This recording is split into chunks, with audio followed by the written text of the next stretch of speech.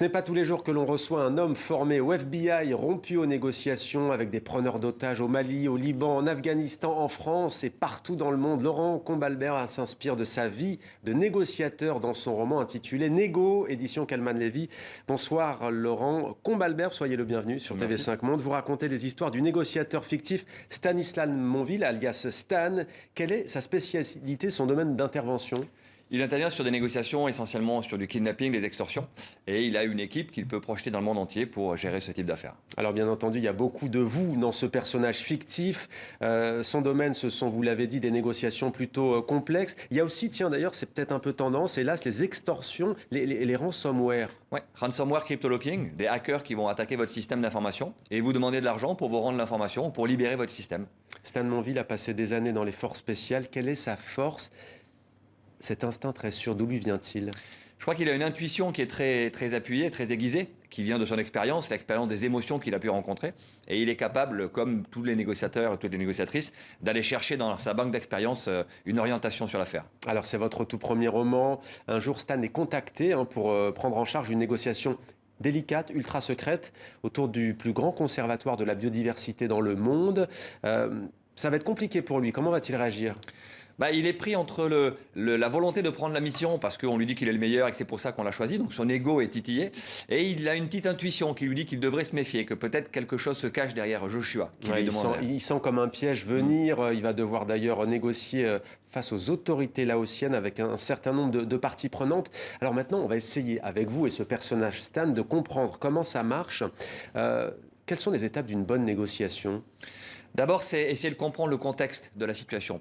Sur un kidnapping, par exemple, quelle est la vraie motivation des kidnappeurs ? Souvent, c'est une vitrine politique qui est annoncée, en annonçant le nom des FARC ou du MIND ou de ISWAP. Mais derrière, ce sont souvent des criminels qui veulent de l'argent. Ça, c'est le premier job du négociateur, comprendre la vraie motivation. Ensuite, créer le contact, créer la relation de confiance. Le mot confiance peut paraître surprenant dans ce type de situation, mais il faut qu'il y ait un lien de confiance entre le négociateur et les kidnappeurs pour qu'on puisse sauver l'otage à la fin. Et ce qui est frappant, c'est que vous dites qu'il faut de l'empathie, et vous en avez, vous le dites.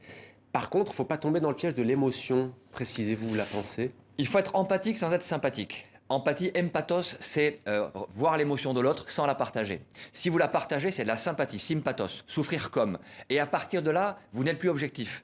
C'est pour ça que d'ailleurs les négociations les plus difficiles, ce sont avec les gens qu'on connaît bien, et notamment avec nos enfants. On est dans la difficulté pour négocier avec nos enfants parce qu'on a tellement d'affect avec eux que souvent l'émotion va prendre la main. Donc pour un négociateur, c'est de garder le contrôle de son émotion tout en ayant ce lien qu'il va créer avec l'autre. Négociation vient de négoce, un terme commercial, on a tendance à l'oublier. Quel rapport ? La négociation, c'est arriver à trouver un accord dans un désaccord exprimé. Vous avez, dans le cadre d'une négociation commerciale, un acheteur, un vendeur qui ne sont pas d'accord sur le prix. Si vous êtes d'accord sur le prix que le vendeur vous montre, c'est de la vente, c'est pas de la négociation. La négociation commence au désaccord. Quand je vous dis non, ça m'intéresse pas. Alors, à partir de là, on a étendu le terme négociation à toutes les situations de conflit, de désaccord exprimé, qui permettaient de trouver un accord final qui allait satisfaire tout le monde. Ouais, alors une anecdote, vous avez parlé d'ailleurs des FARC en Colombie, guérilla marxiste, racontez-nous peut-être. J'ai eu à négocier avec les FARC et j'ai été retenu par les FARC lors de la phase de négociation au contact avec des membres du Frente 10, le front numéro 10 des FARC, un des kidnappeurs qui a dit aux autres on va le garder avec nous, ça va être un otage de plus. Et donc il a fallu que je trouve le moyen de m'en sortir. Je lui ai juste dit si tu fais ça, donc je parle espagnol, j'ai la chance d'avoir pu interagir directement. Si tu fais ça, tu tues ton métier, tu tues ta négociation puisque plus personne ne viendra négocier avec toi. Et donc ils ont échangé entre eux, ils nous ont laissé partir. Je vous avoue avoir soufflé après cette phase-là parce que c'était un coup de bluff. Et vous avez gagné ? Mais j'ai réussi à m'en sortir sur ce coup-là. C'était quel otage ? On ne peut pas dire ? On ne peut pas dire. Ouais. Vous prenez aussi, parmi les exemples les plus difficiles que vous ayez eus, Boko Haram au Nigeria. Pourquoi oui, ce sont des négociations difficiles parce que ce sont des dogmatiques. Leur volonté n'est pas forcément de négocier. Les dernières situations de prise d'otage qu'on a pu avoir... L'an dernier, hein ? Oui, dans l'an dernier, où les ONG qui ont été victimes de ces kidnappings, ou les enfants qui sont victimes de ces kidnappings, eh bien, on est face à des gens qui ne veulent pas négocier. Les mettre dans une logique de négociation, d'échange, c'est très très compliqué. Ça fait pas mal de donner de l'argent, de donner une rançon en sachant qu'il va être réutilisé à des fins criminelles. Je disais à cet homme des FARC, vous n'avez pu continuer votre activité. Ça me tord l'estomac à chaque fois. Quand j'étais policier, j'étais là pour arrêter le preneur d'otages. Et donc, c'était pas très compliqué. On négociait, on le faisait sortir et on l'interpellait. C'était quasiment presque dans le scénario prévu. Aujourd'hui, comme négociateur privé, je dois accepter que mon objectif est de sauver l'otage, mais de laisser partir les preneurs d'otages. C'est mon vrai dilemme aujourd'hui.